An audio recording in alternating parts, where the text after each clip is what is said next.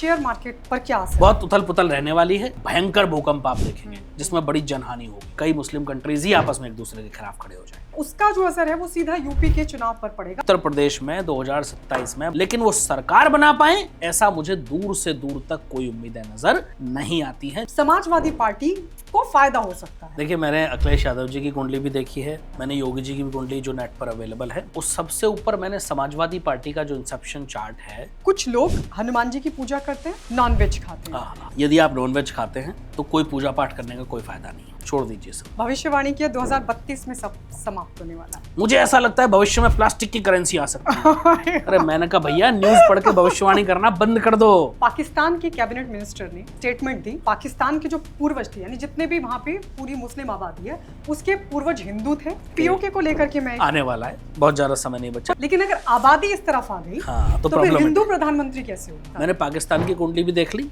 और मैं फिर कह रहा हूँ, पाकिस्तान में अगर मेरा पॉडकास्ट देखा जा रहा है, यदि किसी की कुंडली में दसम भाव का लॉर्ड अष्टम में बैठा हो, किसी देश का कोई बड़ा मंदिर जो उस देश की सीमा में है, भारत की सीमा में होगा, नेपाल की ईश्वर करे। कई बार ऐसे ऐसे मेरे जीवन में संकट आए जब दुनिया की हर परिस्थिति आपके विपरीत हो, तब ये उपाय कर लेना। मैं बहुत बड़ा एग्जाम्पल आपको बता के जा रहा हूँ आज अपने जीवन का, जो मैंने आज तक कहीं नहीं बताया। मेरी शादी को लगभग 1 वर्ष के आसपास हो चुका था। मैं मेहंदीपुर बालाजी गया।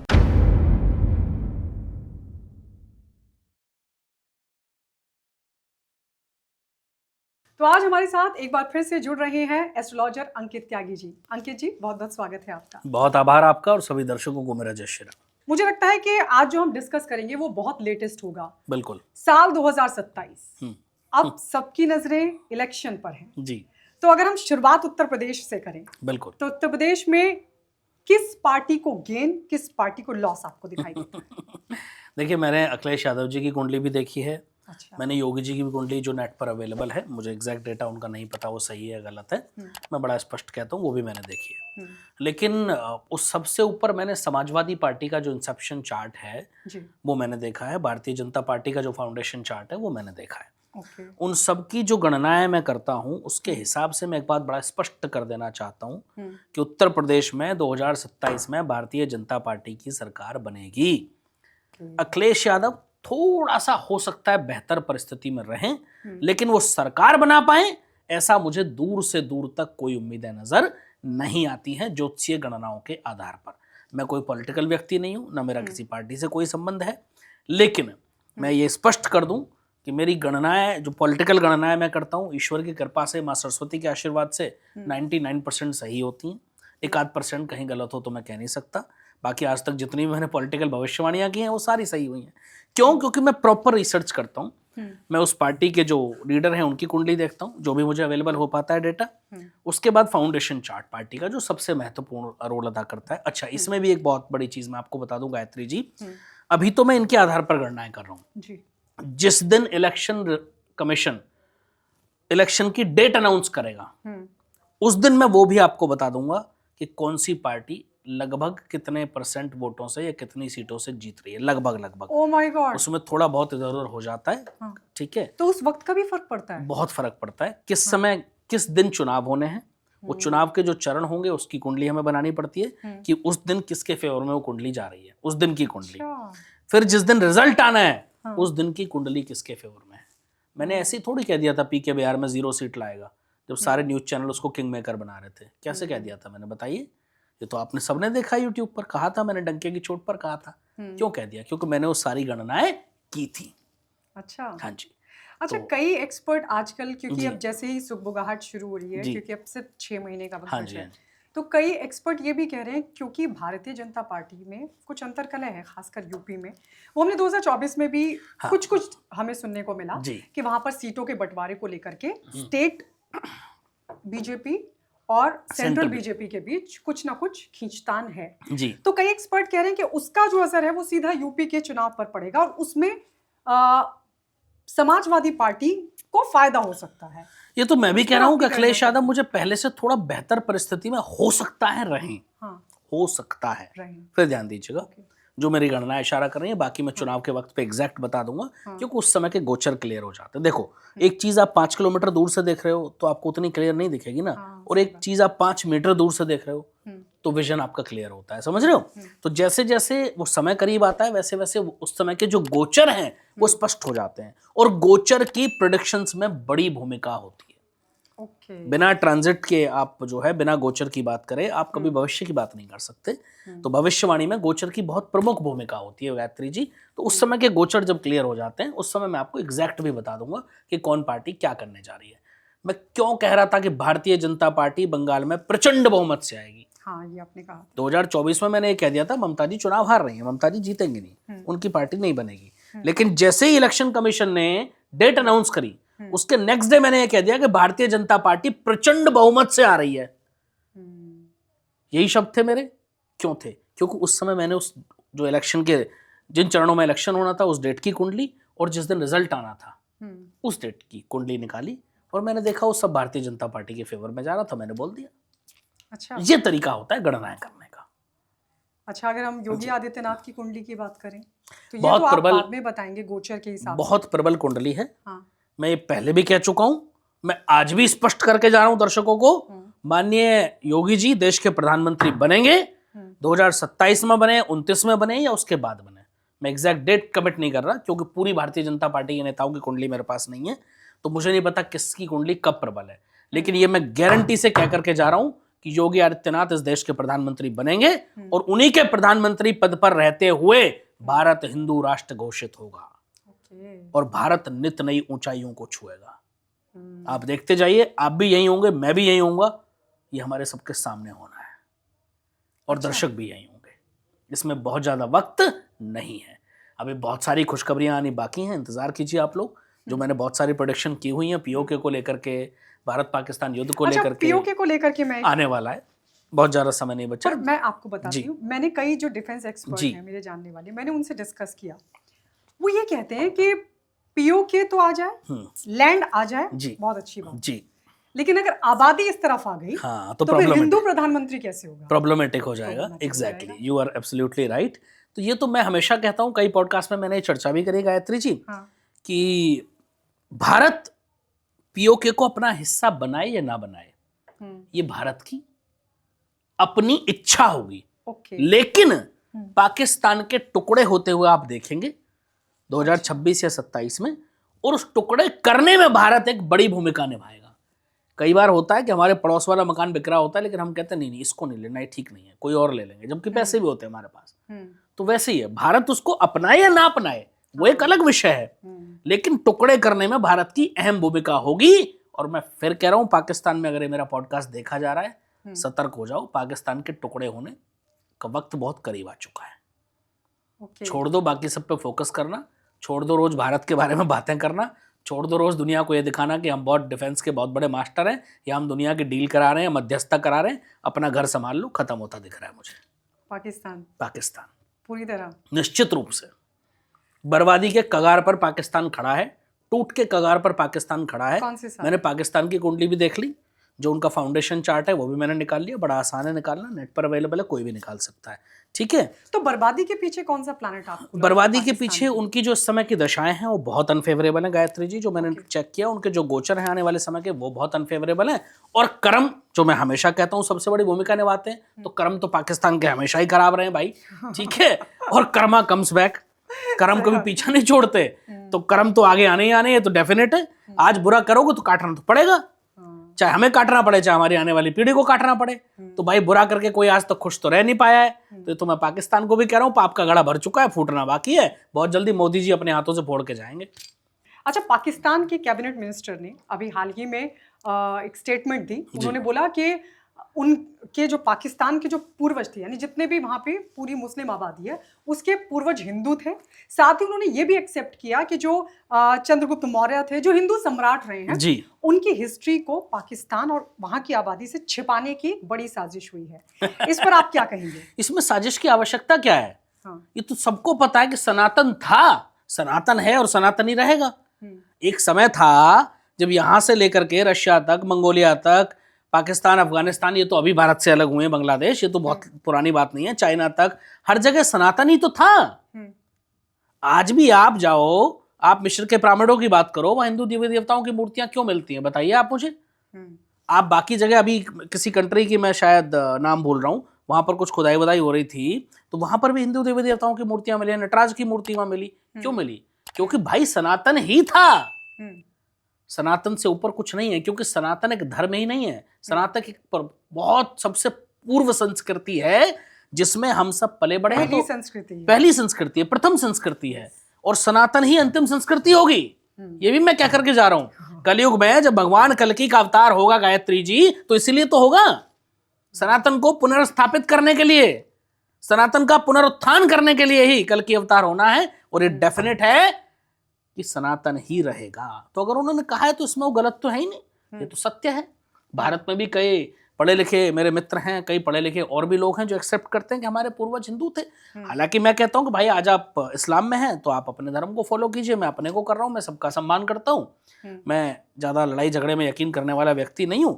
लेकिन हाँ, जो सत्य है वो तो सत्य ही रहेगा। सत्य को छिपाया जा सकता है, पराजित नहीं किया जा सकता, तो सत्य कभी पराजित नहीं होता। पर मैं ये कह रही हूँ कि जब हम कह रहे थे तब तो पाकिस्तान मान नहीं रहा था। अभी पाकिस्तान गिरगिट की तरह रंग कैसे बदल रहा है? क्योंकि जैसे अभी हाल फिलहाल में पाकिस्तान की कई जगहों के जो नाम थे वो हिंदू देवी देवताओं पर, हालांकि आप बताने कि वो डिसीजन जो है वो डिसीजन उनका चेंज हो चुका है, मैं आपको लेकिन अब ये स्टेटमेंट, अच्छा मैं क्लियर कर देता हूँ आपको। गायत्री जी कहते हैं ना, बुझता हुआ दिया थोड़ा तेज फड़फड़ाता है, तो पाकिस्तान बुझता हुआ दीपक है, ठीक है। और वो कोशिश कर रहे हैं, समझ में उनको भी आ रही हैं चीजें। देखो गायत्री जी, हमारा घर टूटने वाला हो और हमें बिल्कुल समझ में ना आए, ऐसा नहीं होता है। सही बात। वो बात अलग है, हम समझना चाहे ना, पता तो चल ही जाता है ना, अंतर मन को सब पता होता है, ठीक है। तो वो एक अलग मैटर है कि हम ना समझना चाहें, तो समझ में उनको भी आ रहा है कि भाई सितारे गर्दिश में हैं, तो कहीं ना कहीं चीज़ों को बैलेंस करने की कोशिश की जा रही है, चीज़ों को छिपाने की कोशिश की जा रही है, फैक्ट्स को सामने लाके खुद को बहुत अच्छा दिखाने की कोशिश की जा रही है। लेकिन ठीक है, प्रयास कीजिए, प्रयास करना चाहिए इंसान को। और मैं तो कहता हूं कि भाई उनका भी कार्य है प्रयास करना, बट जो मैंने बोला है वो सत्य है और वही होता हुआ हम सब लोग देखने वाले हैं। अच्छा, मैं एक बार फिर से आती हूँ उत्तर प्रदेश की कुंडली पर। जी, आपने कहा कि बीजेपी के जो सितारे हैं वो अभी बुलंद नजर आते हैं, मुख्यमंत्री को लेकर भी हाँ काफी बड़ा चर्चा हो रही है, बहुत संशय है। ये कहा जा रहा है कि जो भी मौजूदा मुख्यमंत्री हैं वो तीसरी बार नहीं बनेंगे। देखो, ये मैंने भी एक दो पॉडकास्ट में कहा है और मैं इसमें बड़ा स्पष्ट कर दूं मैंने क्यों कहा, उसके पीछे का कारण मैं बता देता हूँ। मुझे कहीं ना कहीं योगी जी की जो कुंडली है जो मेरे पास अवेलेबल है, ठीक है, वो डेटा करेक्ट है या नहीं मैं नहीं जानता, इंटरनेट से मुझे डेटा मिला और मेरे कई सारे ज्योतिष मित्र हैं जिन्होंने कंफर्म किया कि उनके पास भी यही डेटा है और ये करेक्ट है। अब मुझे एग्जैक्ट नहीं पता, बट जो डेटा मेरे पास है मैं उसकी बात कर लेता हूँ। उस कुंडली के हिसाब से मुझे योगी जी कहीं ना कहीं सेंटर में आते दिख रहे हैं। ओके। और मुझे ऐसा लग रहा है कि शायद वो तीसरी बार मुख्यमंत्री न बने, या हो सकता है चुनाव से पहले या चुनाव के तुरंत बाद, या मुख्यमंत्री बनते ही तुरंत। थोड़ा बहुत इधर उधर 1-2 महीने 4 महीने हो जाते हैं प्लस माइनस, बट मुझे ऐसा दिख रहा है कि वो बहुत जल्दी सेंटर में आ जाएंगे और शायद केशव प्रसाद मौर्य उत्तर प्रदेश के अगले मुख्यमंत्री होंगे। लेकिन जिस तरह से योगी आदित्यनाथ ने कंट्रोल किया उत्तर प्रदेश को, वहाँ के लॉ एंड ऑर्डर को, क्या कोई और मुख्यमंत्री कंट्रोल कर पाएगा? या जो इम्पैक्ट बीजेपी का उत्तर प्रदेश पर रहा है वो क्या कोई और स्थापित कर पाएगा? ये वास्तविक है। मैं आपको बता दूं गायत्री जी कि जो काम शायद योगी जी ने किया है, हाँ, वो एक न्याय व्यवस्था का पर्यायवाची बन चुका है आज की डेट में। ओके। और हर स्टेट यही चाहता है कि हम इसी तरह व्यवस्था को चलाएं। और उसमें गलत कहाँ है? जो व्यक्ति गलत कर रहा है उसको गलत होना चाहिए ना उसके साथ, उसका मैं पूरी तरह समर्थन करता हूं। और जहां तक जितनी मुझे बुद्धि है मेरे अकॉर्डिंग उसमें कुछ भी गलत नहीं है, 1% भी। आप बताइए, कोई व्यक्ति दिन दहाड़े किसी का मर्डर कर देता है, वो किसी भी मजहब से हो, किसी भी धर्म से हो, किसी भी पंथ से हो, मुझे कोई फर्क नहीं पड़ता। सही बात है। मेरे ही शहर जहां का मैं रहने वाला हूं, खुर्जा में, एक व्यक्ति, दोनों हिंदू थे, एक व्यक्ति ने दूसरे को गोली मार दी, उसकी हत्या कर दी जिम में आकर के। जिम में लड़ाई हुई उनकी और 4 या 5 दिन बाद उस व्यक्ति का भी एनकाउंटर हो गया। तो मैं उसका भी समर्थन करता हूँ। वो दोनों ही हिंदू थे, कोई भी उनमें मुस्लिम या किसी और पंथ या धर्म से नहीं था, किसी भी जाति का नहीं था। और दोनों एक ही समाज के थे, दोनों सैनी समाज से थे, ठीक है। इनफैक्ट 1-2 लोगों को मैं वहाँ जानता भी हूँ जिनसे मेरी चर्चा हुई। तो मैं कहता हूँ वो उचित है, जैसा करोगे वैसा फल तो मिलेगा ना भाई, वो तो भरना ही पड़ेगा। तो जो कर रहे हैं मेरे अकॉर्डिंग तो ये बहुत अच्छा है और मैं इसकी बहुत ज़्यादा तारीफ भी करता हूँ। मैं तो कहता हूँ कि भाई गलत का अंत गलत ही होना चाहिए और जल्द होना चाहिए, तभी समाज में एक सुचारू व्यवस्था बन पाती है। हाँ जी, सही बात। चलिए, ये तो बात हुई उत्तर प्रदेश की। उत्तराखंड की अगर हम बात करें, उत्तराखंड में सितारे क्या कहते हैं? जब धामी जी की सरकार आई, जब धामी जी मुख्यमंत्री बने, तो आप जैसे कई जर्नलिस्ट का ये सवाल था कि कांटों भरा ताज है, क्या धामी जी पूरा कर पाएंगे कार्यकाल? उसी वक्त मैंने कहा था कि धामी जी बहुत अच्छे से कार्यकाल पूरा करेंगे और उत्तराखंड में फिर से सरकार बनाएंगे। अच्छा, क्या हुआ? वही हुआ। मैं कह रहा हूं उत्तराखंड में फिर से बीजेपी आने वाली है, जहां तक मेरी गणना इशारा कर रही है। धामी जी की कुंडली मैंने मंगवाई है एक अपने विश्वसनीय व्यक्ति से, जो धामी जी के बड़े करीब हैं। वो मुझे मिल नहीं पाई है अभी। जिस दिन वो मिल जाए, अभी मैं सिर्फ भारतीय जनता पार्टी की कुंडली के आधार पर ये भविष्यवाणी करके जा रहा हूँ। जिस दिन मुझे वो कुंडली मिल गई धामी जी की, उस दिन मैं आपको एग्जैक्ट बता दूंगा क्या होने वाला है, और वो मेरे पास जल्दी कुंडली आ जाएगी। अच्छा, कई लोग आप पर ये आरोप लगाते हैं कि भाई आप तो बीजेपी के पक्ष में बोलते हैं। मैं किसी के पक्ष में नहीं बोलता गायत्री जी, मैं जो सच होता है उसके पक्ष में बोलता हूँ, और मेरा काम सच बोलना है। कल को आप मेरे पास कुंडली दिखाने आए हैं और मुझे दिख रहा है उसमें सब खराब है, तो मैं खराब ही कहूँगा ना। अब आप कहो जी आप तो मेरे विपक्ष में बोल रहे हो, तो मेरा कार्य है किसी के पक्ष या विपक्ष में बोलना, ना था, ना है, ना होगा। मेरा कार्य है कि जो सच है वो बता देना लोगों को। अब वो पक्ष में हो विपक्ष में हो, उसका कोई रेलेवेंस मेरे से नहीं है, ना उसका कोई आधार है। ठीक है, अब एक बात बताइए, अगर मैं पक्ष में बोल रहा हूँ तो मैंने तो ये भी कहा था कि भाई भारतीय जनता पार्टी तमिलनाडु में सरकार नहीं बना पाएगी, तो मैं कहाँ पक्ष में था? मैंने तो ये बात कही थी। ठीक है, मैंने और भी कई जगह पहले भी बहुत सारी गणनाएं मैं कर चुका हूँ ऐसी कि जो भारतीय जनता पार्टी के फेवर में नहीं थी। मैं तो कह चुका हूँ मोदी जी तीसरा कार्यकाल पूरा नहीं करेंगे। अब बताइए, ये भारतीय जनता पार्टी के पक्ष की बात करी। ठीक है, तो मेरा काम वो है ही नहीं भाई। मेरा काम तो गणना करना है, लोगों के सामने रख देना है कि ये सत्य है। अब वो किसी को अच्छा लगे, बुरा लगे, पक्ष लगे, विपक्ष लगे, उसकी मैं परवाह नहीं करता। अच्छा, हम देश और दुनिया की प्रेडिक्शन पे आते हैं, क्योंकि आपकी कई प्रेडिक्शन सच भी हुई है। लगभग सारी होती है ईश्वर कृपा से।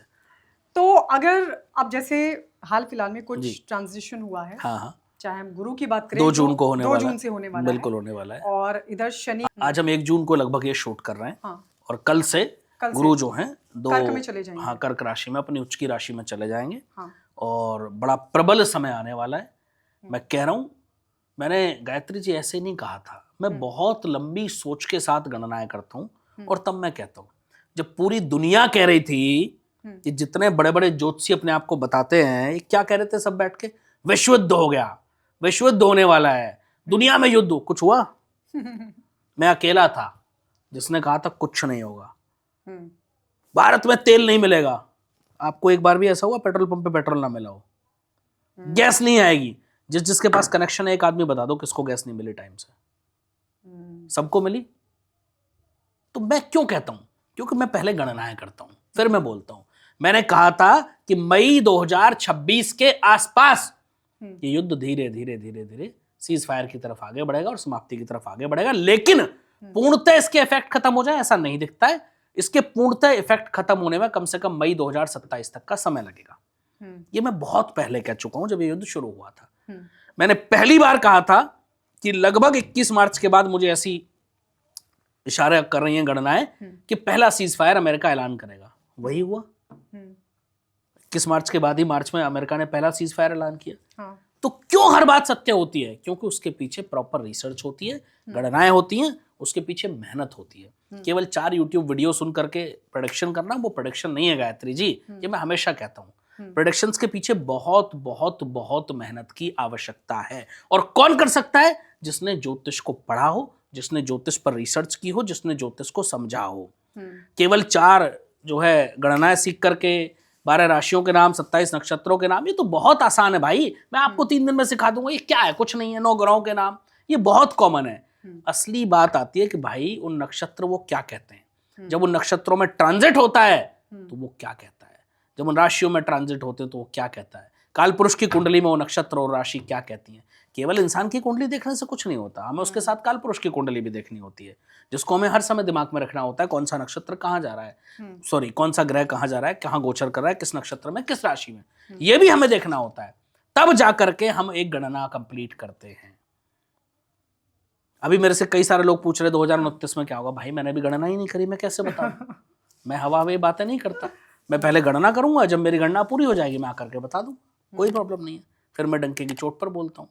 अब मैं उन ज्योतिषियों में से नहीं हूं ना कि एक चैनल पे जाके बोल दिया कि ममता जी जीत रही हैं, एक पे जाके बोल दिया कि ममता जी हार रही है। कुछ तो सच होगा भाई। मेरी स्टेटमेंट कभी बदलती नहीं है, और जो मैं बोलता हूँ बहुत अपनी गणनाओं पर भरोसा करके ईश्वर को साक्षी मान के बोलता हूँ। बिना ईश्वरीय कृपा के संभव नहीं है। तो मैं हमेशा कहता हूँ गायत्री जी कि कोई भी ज्योतिष जब तक ज्योतिष नहीं बन सकता जब तक ईश्वर कृपा ना हो। केवल पढ़ाई करने से कभी कोई ज्योतिष नहीं बन सकता। ज्योतिष केवल पढ़ाई है ही नहीं। पढ़ाई करके आप साइंटिस्ट बन सकते हो, पढ़ाई करके आप जो है डॉक्टर बन सकते हो, पढ़ाई करके आप अच्छे टीचर बन सकते हो, लेकिन केवल पढ़ करके अच्छे ज्योतिष बन जाओ ये संभव नहीं है। बिना मां सरस्वती की कृपा के आप ज्योतिष नहीं बनोगे, ये डेफिनेट है। कई लोग इस पर भी चर्चा करते हैं।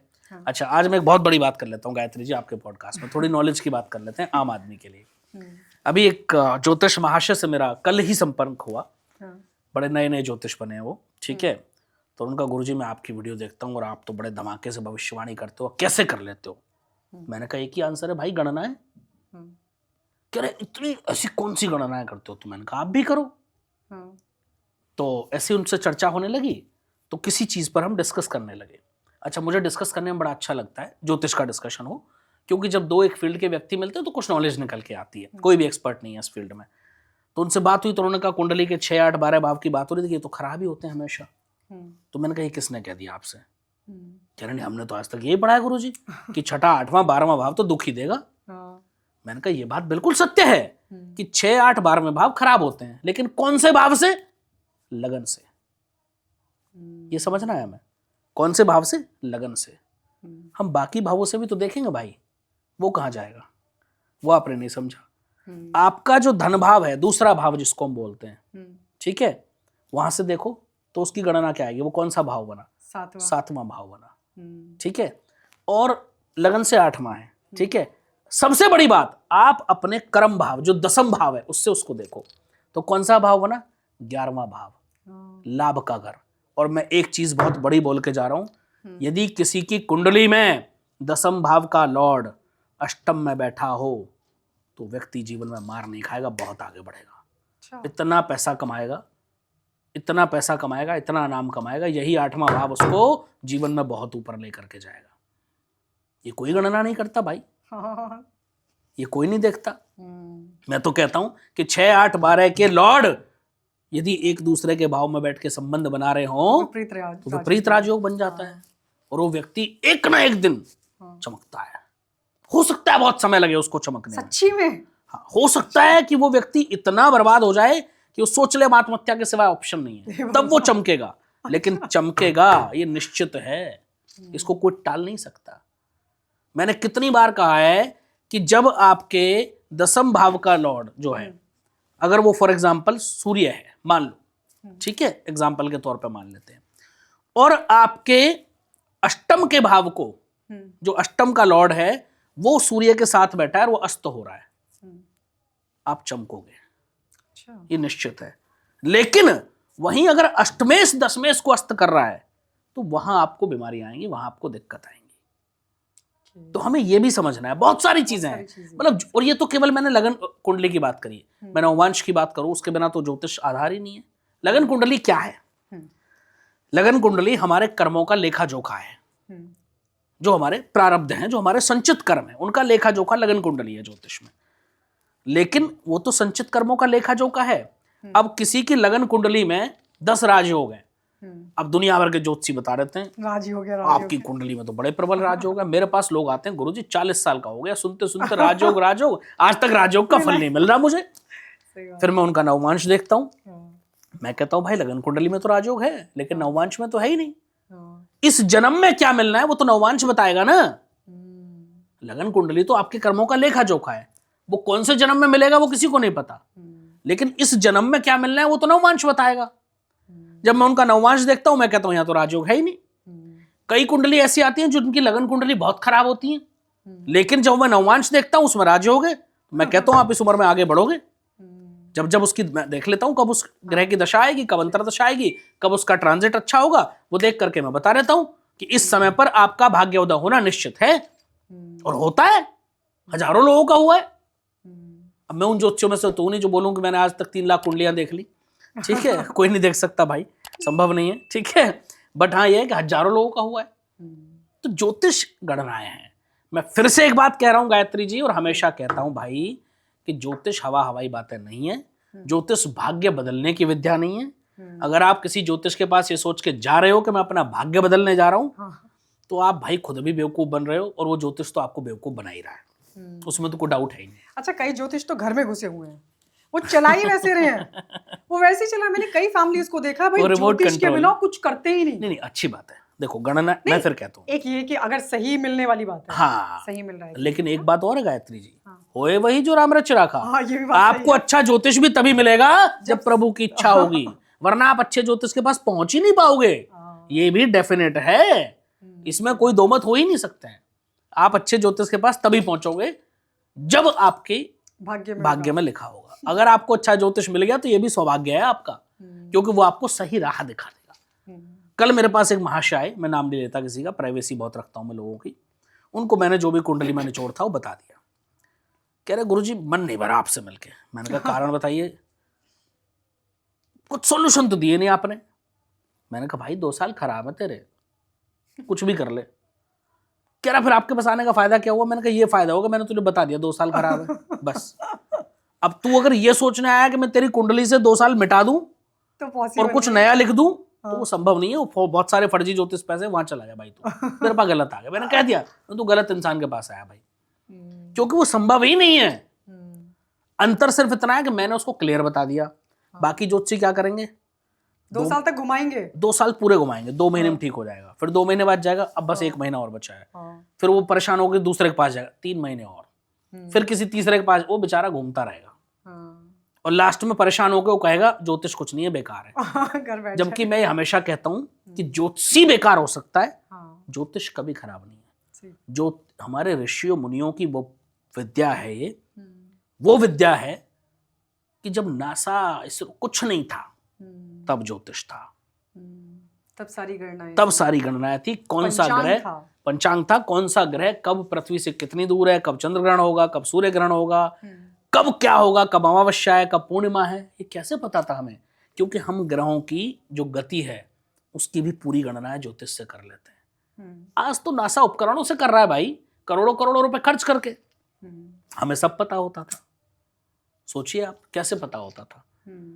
तो ये वो साइंस है, ये वो पराविद्या है कि जहां तक पहुंचना बड़ा मुश्किल है। संपूर्ण इस दुनिया में कोई ज्योतिष नहीं है, ना हो सकता है। लेकिन हाँ, बहुत बड़े बड़े विद्वान लोग भी, मैं तो खैर बहुत छोटा विद्यार्थी हूँ ज्योतिष का, मैं हमेशा कहता हूँ, बट हाँ बहुत बड़े बड़े विद्वान भी भारतवर्ष में और दुनिया में मौजूद हैं ज्योतिष के, जिन्होंने ज्योतिष को वास्तव में पढ़ा है।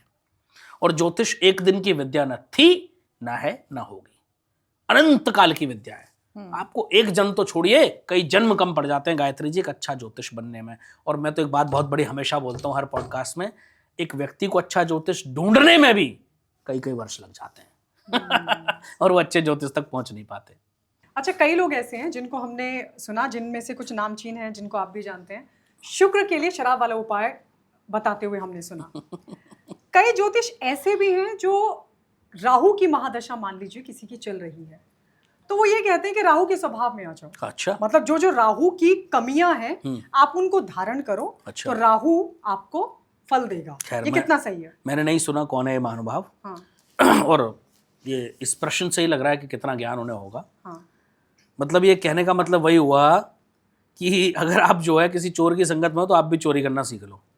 हैं? ये कैसी बेवकूफ़ी वाली बात है गायत्री जी। इसका एक्चुअली क्या है, मैं आपको बड़ा स्पष्ट कर दूं और दर्शकों को भी, कि जो भी लोग ये बातें कर रहे हैं ना, वो ज्योतिष नहीं है भाई, ये समझ लो, वो ज्योतिष नहीं है। ठीक है, मतलब वो कह रहे हैं कि राहु की दशा आई, जहां तक मैं आपका प्रश्न समझा, अगर मैं सही समझाऊं तो आप राहु के जैसे हो जाओ। मतलब नॉनवेज खाओ। नहीं, राहु कौन था? अच्छा ठीक है, आप ही की बात पर आते हैं। राहु कौन था? एक माइथोलॉजिकल जो स्टोरी हमने सुनी है आज तक, जो हमने पढ़ी है, राक्षस राज है राहु। और जब भगवान विष्णु मोहिनी रूप धर के समुद्र मंथन के बाद अमृत बांट रहे थे देवताओं को, तो राहु वहां देवताओं का रूप धर के आ गया। ठीक है, और जिसको बाद में शनि ने और चंद्रमा ने इन्होंने पहचान लिया, शनिदेव ने और चंद्रमा ने, और उन्होंने भगवान विष्णु को बताया, तो भगवान विष्णु ने सुदर्शन से उसका जो है सर धड़ से अलग कर दिया, लेकिन तब तक अमृत जो है कंठ के अंदर जा चुका था, तो मृत्यु तो हो नहीं सकती। तो यहां से ऊपर वाला हिस्सा राहु कहलाया और यहां से नीचे वाला हिस्सा केतु कहलाया। अब मैं एक बात आपसे पूछता हूं कि लोग कह रहे हैं कि राहु की महादशा में उसके जैसे हो जाओ, मतलब आप राक्षसी प्रवृत्ति के हो जाओ। हाँ। मतलब आप ईश्वर को धोखा देना शुरू कर दो। समझना है इस बात को। हाँ। मतलब राहु ने तो यही किया ना, किया, हाँ। तो आप भी ईश्वर को धोखा देना शुरू कर दो। हाँ। अरे भाई, दुनिया को धोखा दे सकते हो, आपकी औकात है किसी की जो ईश्वर को धोखा दे पाओ? मैं टंके की चोट पर बोल रहा हूँ, ज्योतिषियों से पूछ रहा हूँ, किसी की औकात है, किसी की हैसियत है कि जो ईश्वर से धोखा कर पाए? वो कण-कण में व्यापक है, उसको सब पता है। मतलब कुछ भी बोलेंगे लोग केवल व्यूज के लिए। मैं तो कितनी बार गायत्री जी बात कहता हूं और आज भी कह रहा हूं, भाई खुद को ज्योतिषी बोलना बंद कर दो। अगर आपको ज्योतिष नहीं आती, खुद को कंटेंट क्रिएटर कहो और जो बोलना है वो बोलो, मैं आपका विरोध नहीं करूंगा फिर। लेकिन आप ज्योतिषी बोल करके खुद को और फिर आप ये सब बातें करेंगे तो मैं डंके की चोट पर विरोध करूंगा, क्योंकि कोई भी ऐसी बात जो शास्त्र विरुद्ध है उसका ना मैं समर्थक था, ना हूं, न रहूंगा। मतलब लोग कह रहे हैं शराब पियो राहु की महादशा में, हाँ, नॉनवेज भी खाओ। अरे भाई मैं गारंटी से कह रहा हूं, मैं लिख के दे के जा रहा हूं आप सब लोगों को, राहु की महादशा में जितना हो सके सात्विक बन जाओ। अगर आप नॉनवेज खाते हो, ड्रिंक करते हो, तो ये राहु छोड़ेगा नहीं। हाँ।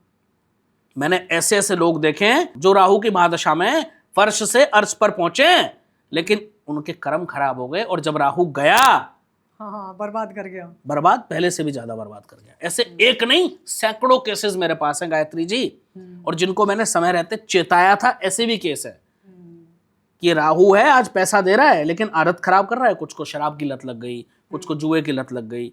एक व्यक्ति मेरे पास ऐसा है जिसने राहु की दशा में इतना पैसा कमाया अधाधुंध, और मैंने उसको कहा था कि भाई अपने कर्म अच्छे रखियो, वरना जिस दिन गुरु की महादशा आई तू बर्बाद होगा। लेकिन उस समय ना इंसान को समझ नहीं आता, भ्रम ऐसा दे देता है। हाँ, राहु तो भ्रम है, उसने बुद्धि भ्रष्ट कर रखी थी। शराब भी पीता था, जुआ भी खेलता था, सारे उल्टे काम थे उसके।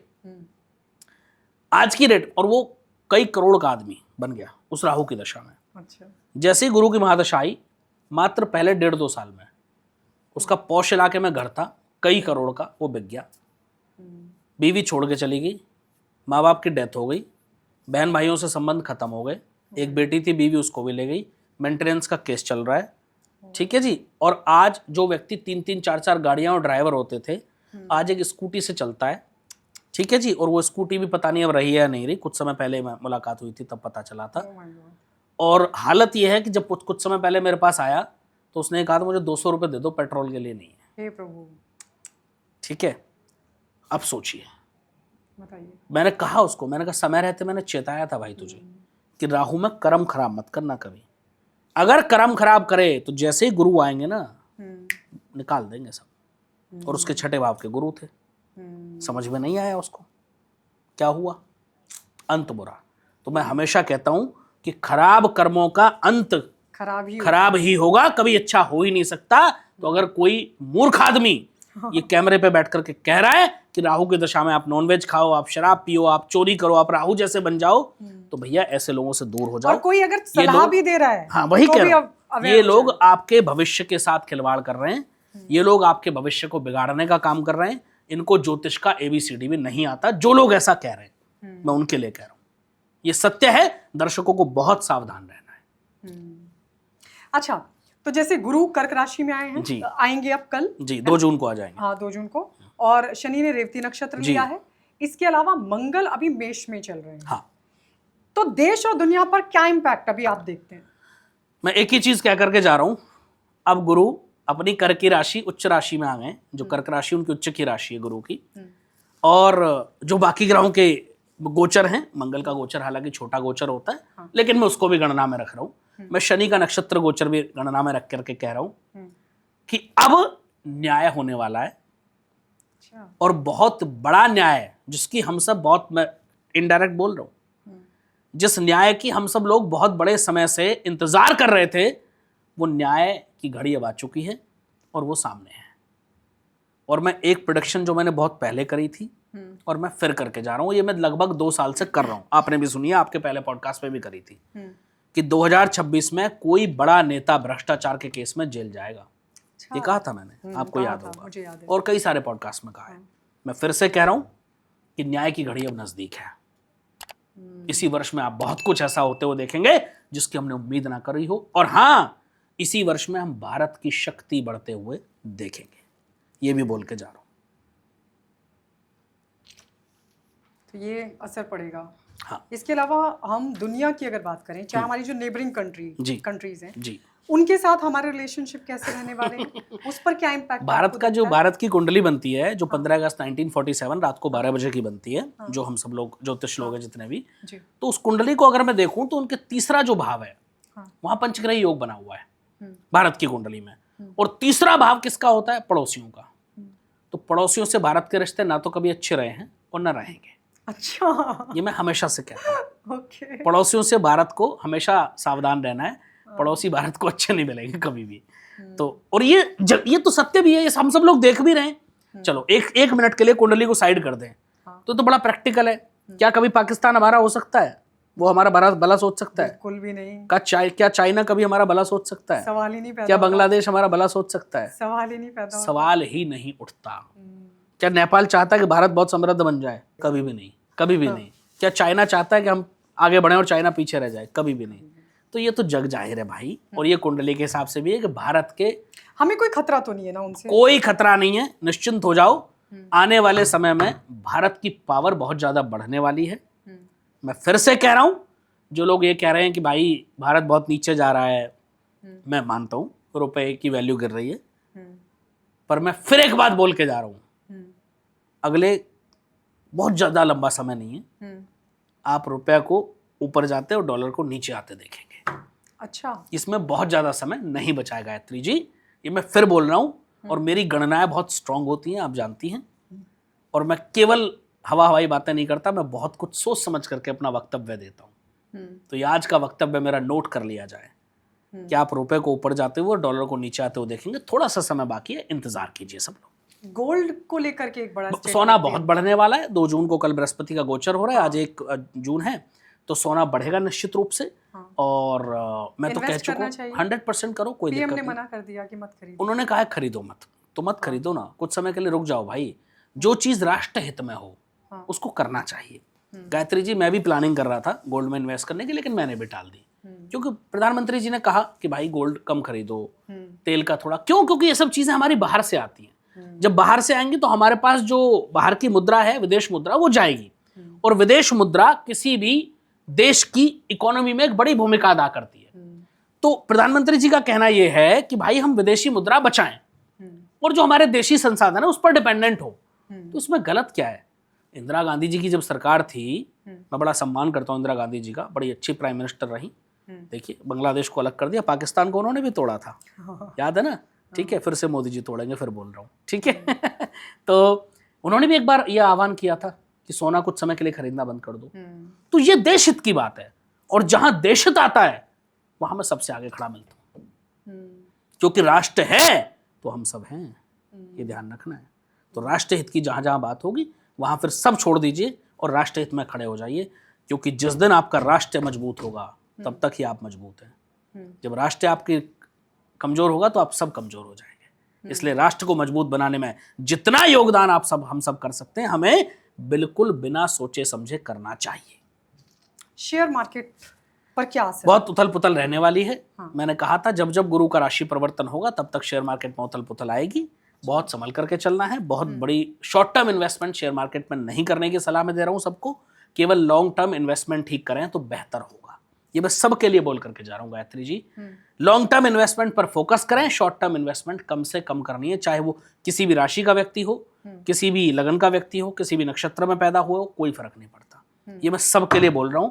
ओवरऑल शेयर मार्केट में फ्लक्चुएशन बहुत ज्यादा देखने को मिलेगी। इस गोचर का जैसे कई लोग भविष्यवाणी कर चुके हैं कि भूकंप, बाढ़, क्या असर आपको कब से हो रही है भविष्यवाणी? ये जो भी लोग भविष्यवाणी कर रहे हैं ये इस गोचर की अभी करनी शुरू करी, महीने 2 महीने पहले। आपको याद है मैंने 2025 में आपके पॉडकास्ट में कहा था कि 2026 में भयंकर भूकंप आप देखेंगे जिसमें बड़ी जनहानि होगी। ईश्वर न करे ऐसा हो, ईश्वर करे मेरी भविष्यवाणी मां सरस्वती करे सत्य ना हो, असत्य हो जाए, मैं चाहूंगा, लेकिन ऐसा होता हुआ मुझे दिख रहा है भाई। मेरी गणनाएं इशारा कर रही हैं इसमें कोई डाउट नहीं है।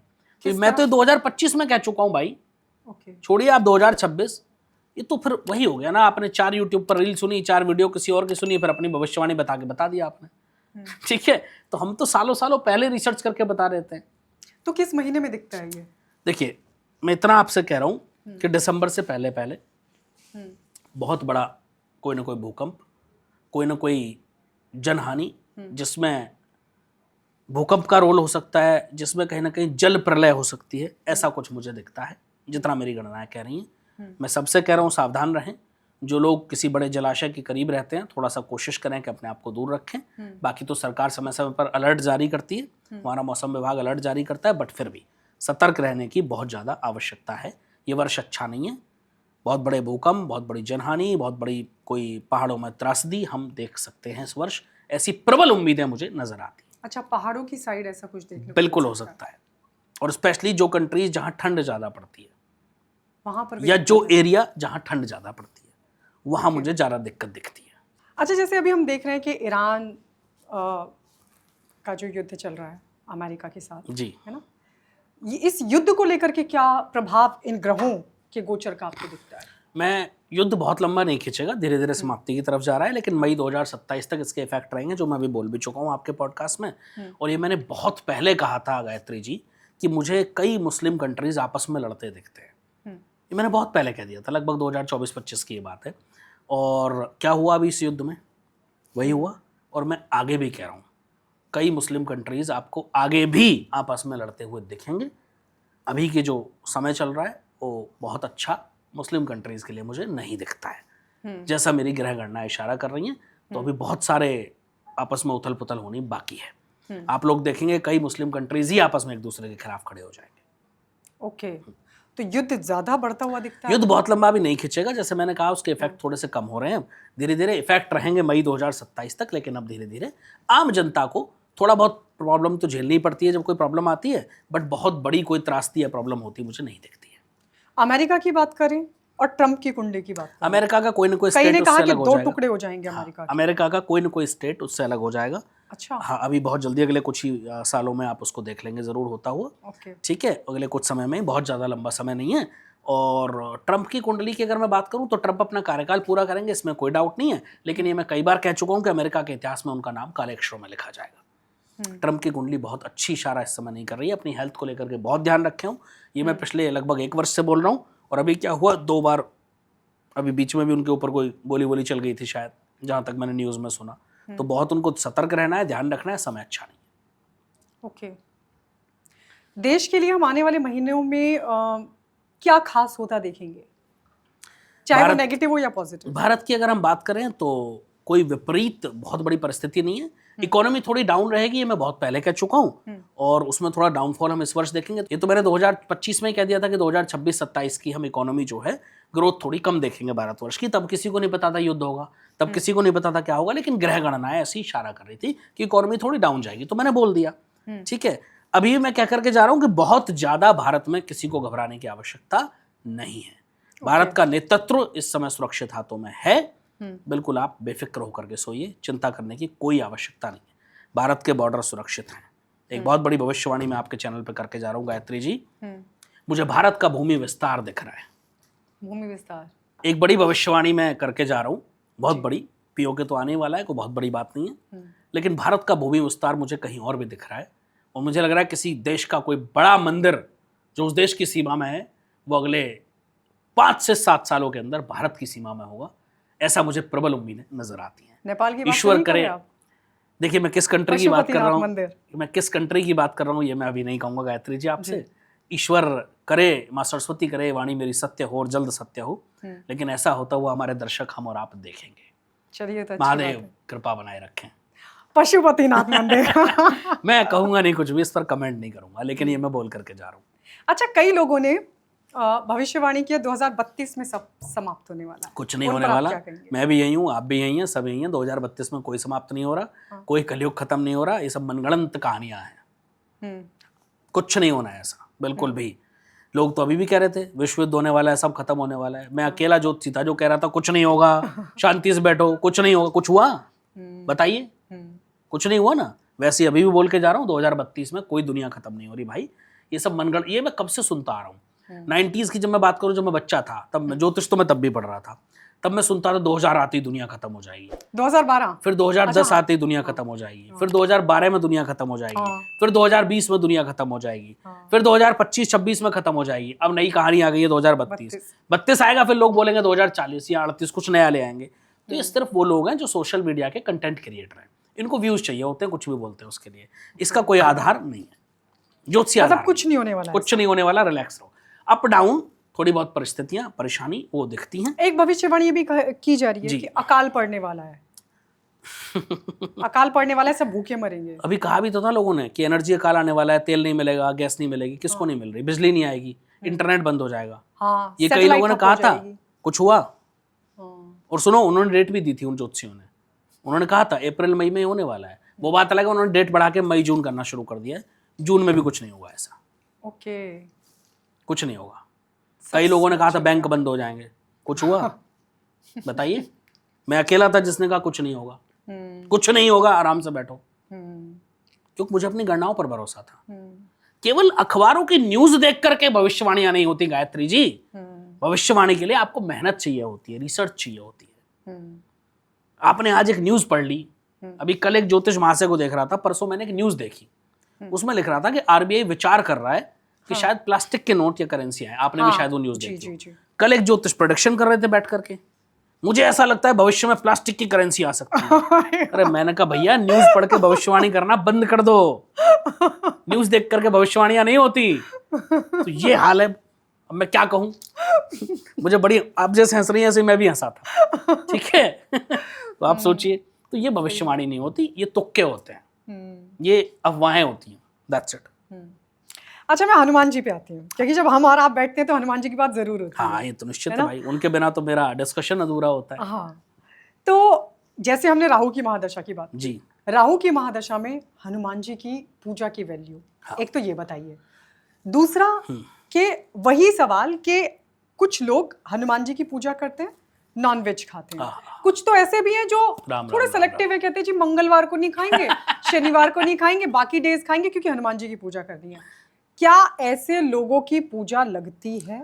देखिए, मैं एक बात बड़ा क्लियर कर दूं आपको जी। यदि आप नॉनवेज खाते हैं तो कोई पूजा पाठ करने का कोई फायदा नहीं है, छोड़ दीजिए सब, ठीक है। यदि आपका, हमेशा 3 चीजों की बात करता हूं गायत्री जी में, आपका आहार, आपका व्यवहार और आपके विचार यदि शुद्ध नहीं है तो दुनिया की कोई ताकत आपका बुरा होने से नहीं रोक सकती।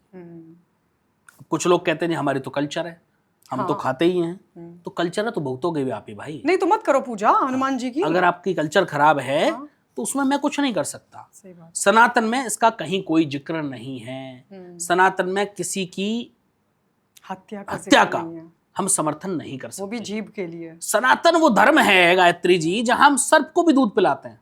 आप सोचिए, सनातन की खूबसूरती देखिए।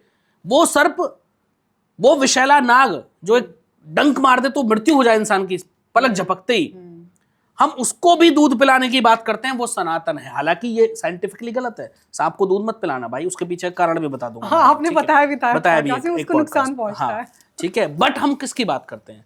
हम वृक्षों में भगवान को देखते हैं, वो सनातन है। क्यों?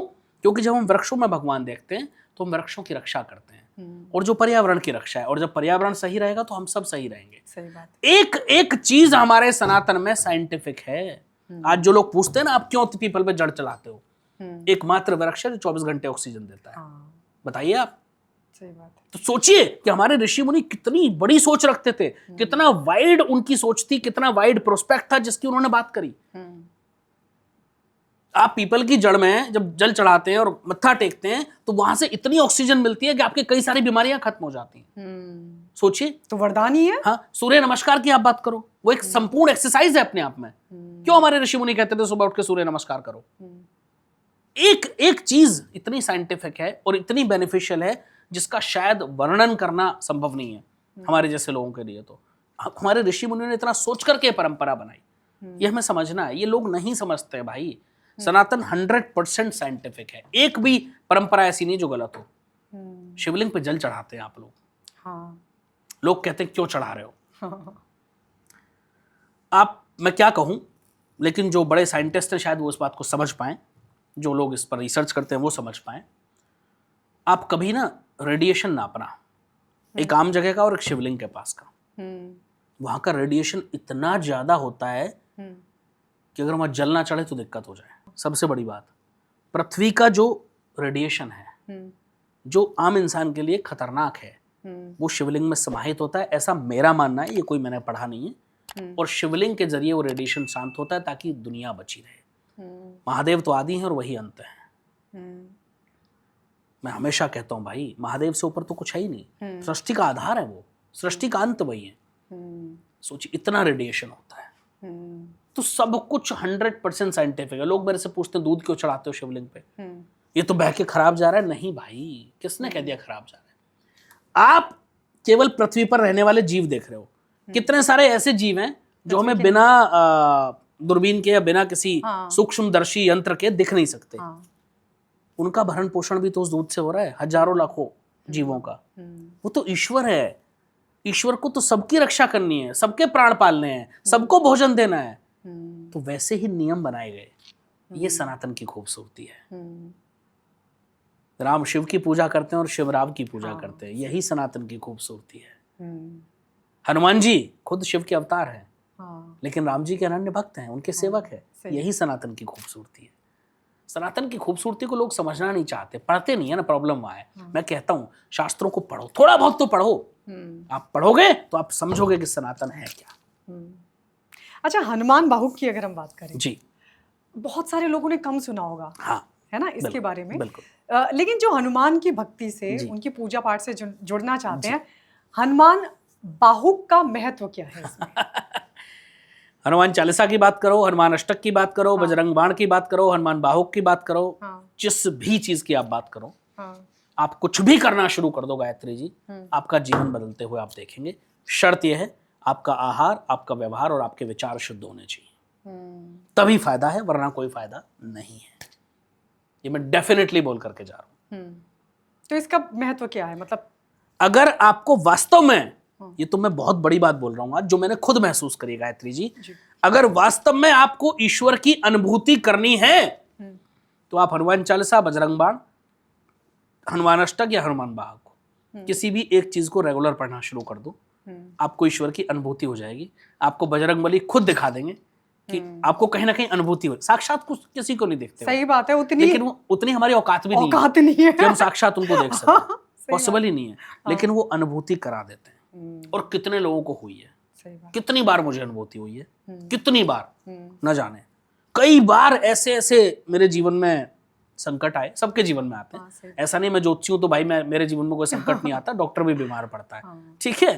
तो मेरे जीवन में भी कई बार ऐसे परेशानियां आई कि जब कोई रास्ता नहीं था तो मेरे पास एक ही रास्ता होता था कि हनुमान जी की शरण में जाके बैठ जाना, और जो भी मेरा उनसे भक्ति भाव है वो मैं जानू वो जाने, वो करना, और वही बस प्रभु अब आप जानो।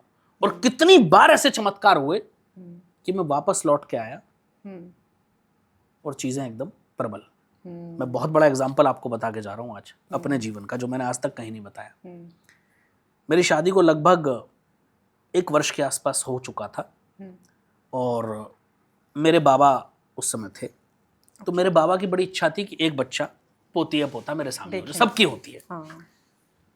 तो ईश्वर से मैंने भी ये प्रार्थना की भाई एक बच्चा हो जाए तो अच्छा रहेगा। कई सारे मेडिकल ट्रीटमेंट भी कराए, कई सारे डॉक्टरों को दिखाया, सारे डॉक्टर एक ही बात कहते थे, प्रॉब्लम कुछ नहीं है, अपने आप हो जाएगी कंसीविंग, जब होनी होगी, प्रॉब्लम कुछ नहीं है, सारे रिपोर्ट सारे टेस्ट नॉर्मल थे। मैं मेहंदीपुर बालाजी गया, जो मैं अक्सर जाता हूँ, और मैं जब वहाँ गया तो शाम के समय जब आरती के छींटे लगते थे, तो आरती के छींटे में मैं खड़ा हुआ था। तो जैसे ही छींटे लगे तो पता नहीं मेरे अंदर से आवाज आई, मैंने कहा प्रभु अब तभी आऊँगा जब हम 3 हो जाएंगे 2 से। ये कह के मैं आ गया। और आप विश्वास नहीं करेंगे, मैं बस से गया था, कई सारे लोग मेरे साथ और भी थे जो गए थे, पूरी एक बस गई थी। मैं आके उस बस से उतरा और मेरे पास फ़ोन आया मेरी सिस्टर का कि मेरी वाइफ की तबीयत थोड़ी ठीक नहीं है, उसको पेट में दर्द है, तो डॉक्टर के जाना है। तो मुझे आते आते लगभग सुबह के 11-12 बज जाते थे। मैंने कहा भाई 11-12 बजेंगे तो आप ले जाओ। तो डॉक्टर के लेके गए, तो वहाँ से फ़ोन आता है कि she is expecting. Oh my God. आप चमत्कार देखिए। और ये मैं बोल के आया था बालाजी को कि मुझे बिटिया चाहिए। अच्छा। और आप ये चमत्कार देखिए कि बिटिया ही हुई। Oh my God. ये चमत्कार नहीं है तो क्या है? सही बात। ये मेरे जीवन का साक्षात एक सच किस्सा है। तो ऐसे बहुत सारे चमत्कार मुझे बाबा ने दिखाए, कई बार अनुभूति कराई। और मैं हनुमान जी की बात कर रहे हैं तो एक बहुत बड़ा उपाय आज लोगों को बता के जा रहा हूँ। जो जो लोग हनुमान जी की आराधना करते हैं, जो जो लोग हनुमान जी को मानते हैं, जो लोग विश्वास करते हैं, जब आपके जीवन में कोई उपाय काम ना कर रहा हो, जब सारे संकटों ने आपको घेर लिया हो, जब दुनिया की हर परिस्थिति आपके विपरीत हो, तब ये उपाय कर लेना। क्या करना है? रात को एक निहित समय पर, एग्जैक्ट टाइम आपको डिसाइड करना है, 8 बजे, 9 बजे, 10 बजे, 11 बजे, कोई समय की सीमा नहीं। 41 दिन लगातार, स्पेशली पुरुष ही इस उपाय को करें, महिलाएं ना करें तो बेहतर होगा क्योंकि वो रेगुलर कर नहीं पाएंगी। महिलाएं करें तो 21 दिन का कर सकती हैं, ठीक है, वरना पुरुष करें तो 41 दिन करें। और एक रेगुलर समय पर रात को आपको देसी घी का दीपक जलाना है, हनुमान जी की कोई मूर्ति या फोटो सामने रख लें और वहां बैठ करके आप, जब बहुत विकट परिस्थिति हो तो 11 बार बजरंग बाण का पाठ कर लो। अच्छा। और लास्ट में हनुमान जी की आरती करो, बस। ये कब करना है? जब विकट परिस्थिति हो। एक निश्चित समय पर करना है, निश्चित स्थान पर करना है, स्थान भी परिवर्तित नहीं होना चाहिए। और 41 दिन लगातार करना है, और जितने दिन करना है उतने दिन पूर्णतः ब्रह्मचर्य का पालन करना है। अपना आहार, अपने व्यवहार, अपने विचार तीनों शुद्ध रखने हैं। मैं गारंटी से कह के जा रहा हूँ, 41 दिन खत्म नहीं होंगे, आपको रास्ता दिखा देंगे बजरंगबली। ये मेरा भरोसा है बजरंगबली पर कि रास्ता आपके सामने खुद चल कर आएगा। चलिए, थैंक यू सो मच अंकित जी, आप आए और जानकारी दी। Thank you. बहुत आभार। सभी दर्शकों को मेरा पुनः जय श्री राम।